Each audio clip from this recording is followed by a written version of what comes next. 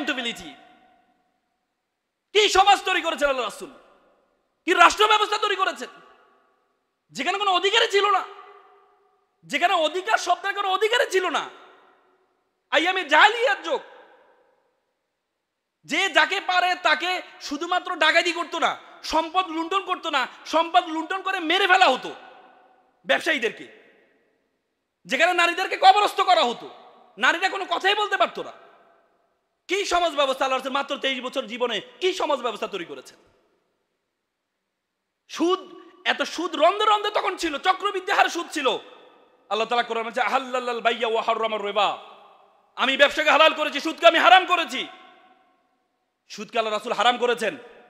আল্লাহ রাসূল সুদের বিপরীতে এমন একটা চমৎকার নিয়ম চালু করে দিলেন, সেটি হচ্ছে কর্জে হাসানা। এটি একটা মৃত সুন্নত আল্লাহ রাসূলের, যদি এটি আমাদের সমাজে নেই কর্জে হাসানা। আল্লাহ রাসূল বলেছে আমি যখন মেরাজের রাতে জান্নাতে গিয়েছিলাম, জান্নাতের গেটে বড় করে লেখা আছে, গেটের মধ্যে লেখা আছে কেউ যদি দান করে তার জন্য 10 গুণ সওয়াব, আর কেউ যদি কাউকে ঋণ দেয় তার জন্য 17 গুণ সওয়াব। আমি জিবরাইল আলাইহিস সালামকে জিজ্ঞেস করলাম ঋণ দিলে বেশি কেন, দান করলে তো তার টাকাটা পাচ্ছে না, ঋণ দিলে বেশি কেন?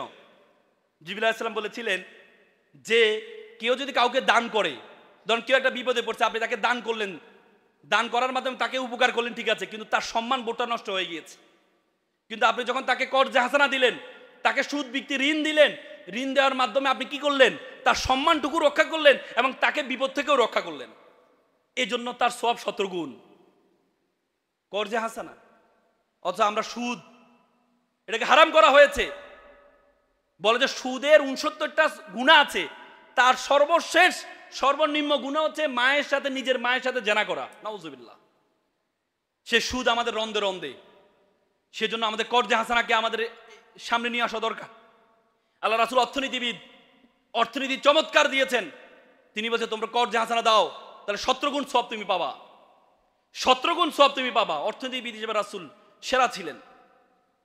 অর্থনীতি এবং বিভিন্ন ধর্মের দিকে যদি তাকান আপনি, অন্যের ধর্মের সহনশীলতার বিষয়ে রাসূল কি বলেছেন?